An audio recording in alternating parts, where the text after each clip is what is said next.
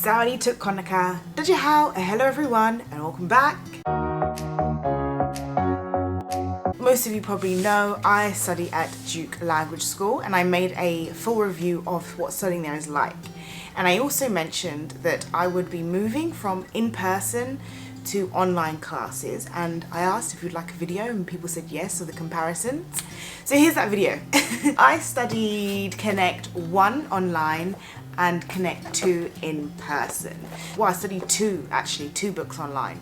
So I feel I can give a good and fair review of what the differences are like. First things first, the costs. It's the same. You're not paying less because you're studying online, it's the exact same. And the structure is the same.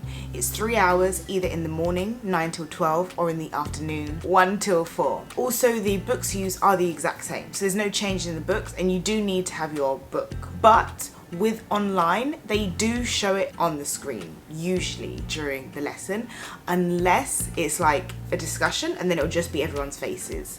So yes, it's the same book, same cost, same times. Classes are on Zoom, and for me this had some pros and cons. So first of all, the pros were that I could turn my camera off if I wanted to. I could mute myself if I was doing something or if there was noise. So for me, I had some work going on in neighbouring condos, and so there was some drilling noise and things like that. I could mute my mic, and I also had a wisdom tooth extracted while I was doing online lessons, so I felt really rough, and I also had COVID. Wow, I was just hit with everything. And so that meant I didn't have to have my camera on because I felt and looked like trash, and I could still take part in lessons. Whereas if I had my wisdom tooth out and I was doing in person, I probably would have just skipped a few days to recover. The other fun thing about using Zoom is that you could have some fun. So you could change your background if you wanted to kind of match the lesson, which some people did. And also it was easy for show and tell. So for example, oh, I bought this. You could just literally put it in front of the camera and show everyone what you're talking about. So that was quite fun, and you can't really do at all in person. The downside of the lessons being Zoom is technical problems. So like, you're on mute, you're frozen, I can't hear you. Also, you sometimes have that student or two students who just talk a lot. Because of that, it's harder for the teacher to kind of stop them talking, because in person, it's a lot easier to like kind of cut someone off and be like, okay, cool, we'll move on now. On Zoom, sometimes people just talk and talk and talk and talk and talk, which then meant that we just weren't getting through some of the content quickly. So that did delay sometimes, which I did find a little bit annoying. So that is something to bear in mind, and it's not something you can plan for because it is just down to personality, so you don't know who's gonna be on that Zoom call. But with in-person, you get a lot more speaking time because it bounces across the room a lot easier and a lot better.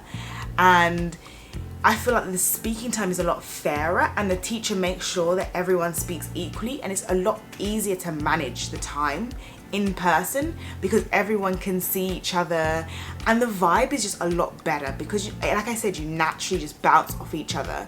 Whereas on Zoom, it's very lost with the screen and the camera. As I said, the structure is the same, so we still have the 10-minute breaks every hour, but I can't lie, I do love those 10-minute breaks on Zoom because you turn your mic off, you turn your camera off, and you're in your kitchen. You can make your tea, your coffee. You can have something to eat. You can go to your own toilet. You've not got to wait for someone to finish in the toilet so you could go and use it. It's just, I love that. Sometimes I could turn my camera off and I could just lie down for 10 minutes. I'm like, no, I need to rest. I could rest for 10 minutes on my bed. It was fabulous. On the flip side, with the 10 minutes in class, I sometimes feel like it's not long enough. I feel like by the time you've got up, you've left the classroom, you've walked across to the toilets, and you've come back, that's your 10 minutes done. So sometimes that does feel like it goes very quickly, which I'm not a fan of. But I will admit that with the Zoom 10 minutes, you lose that interaction that you get in class. In class, in those 10 minutes, I'll sometimes talk to other students because we're either in the classroom together not doing anything, or we bump into each other in the hallway outside, and we'll talk for that time. Whereas on Zoom, everyone goes on mute, everyone turns their camera off, and we all come back at the end of the 10 minutes straight into the lesson. So you don't have that same interaction. Another pro and con is that in Zoom, you literally finish at 12, boom, on the dot, and you can be out your door and do what you want. When you're in person, you can't really have that. You carrying your books, you're carrying your bag, so then you don't have that same freedom to just go wherever you want. Me personally, it wasn't an issue. I was happy to carry on. But if you're someone who doesn't really want to carry your books out and about with you, then you'd have to go home and drop them off. However, there was a plus to that, and the plus was that everyone was already there. So if you wanted to make plans with your classmates, you could. You're already there, be like, oh, let's go straight after class for lunch or coffee. You didn't have to really plan too much because you're already there. The next thing I wanted to just talk about is homework and what the differences between the homework was. So for online, we would still be set homework and we'd have to either write or type. And if you've written it, you'd take a photo and you send it to the teacher and the teacher would send it back. It works, don't get me wrong. And it's just my personality, but as soon as I get it emailed, I forget about it. I'm not gonna lie. I get that email back with corrections, I look at it, I'm like, okay. And I never look at it again. Whereas when I have written homework for in class, I'll look at it and I'll save the paper and I keep all the papers together. So for me, I do prefer having a physical copy of something because then I'm more likely to check it again. Also with homework, with online, it wasn't always checked. So there wasn't that, I didn't feel that same pressure to do my homework. And so therefore, again, this is my personality. I need someone who's gonna be really on me, but when I don't have that, I can slip. So therefore, because I knew it wasn't always gonna be checked, I might just do it while we're doing the Zoom lesson, or instead we just talk about the homework. So rather than having to literally write something, we can just discuss.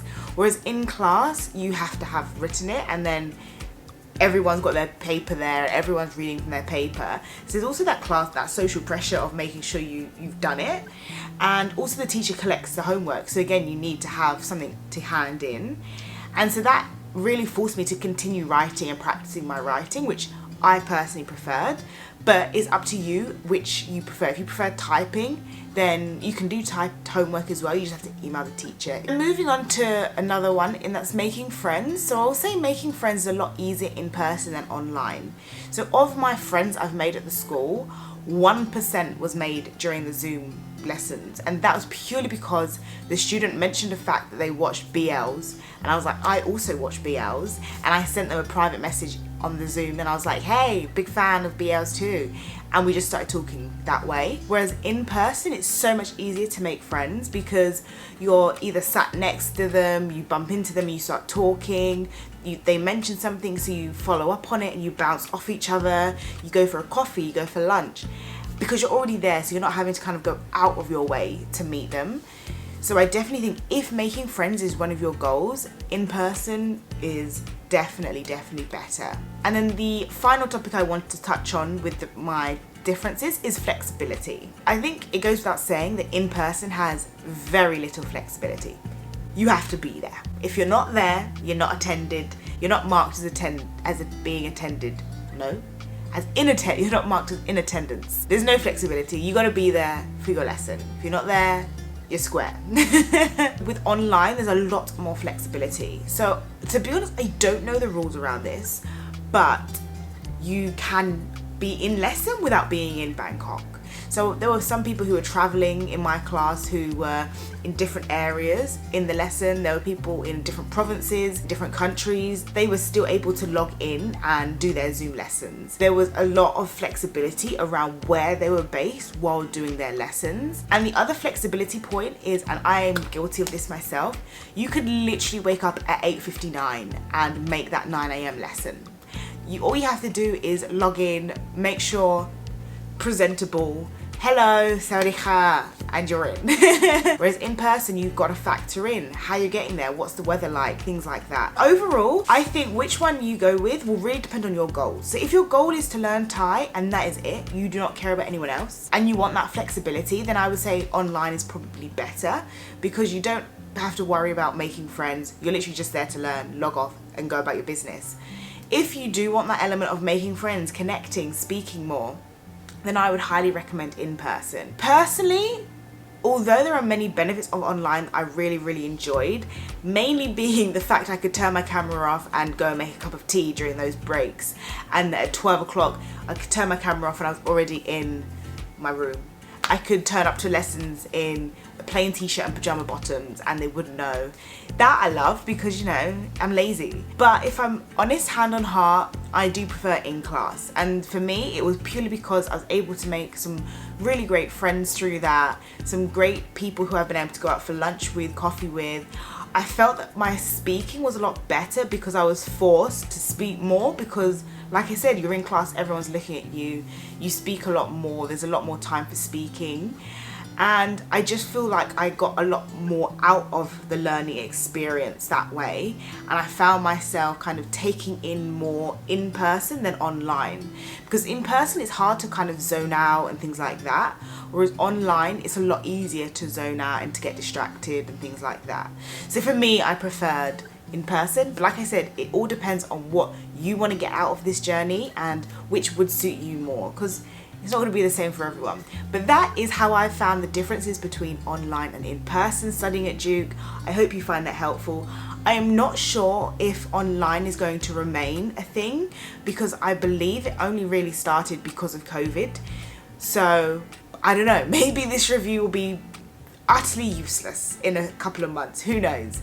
But that is as it stands now. So drop in the comments if you have any follow-up questions or you'd like to know anything else. If you're studying at Duke, good luck. If you're not studying at Duke but you're studying Thai, good luck. Please do smash the like, the share and subscribe to your friends and your family. But most importantly, have a very, very blessed day. And until next time, Saudi Tuk Konaka, Zaijian. Goodbye everyone.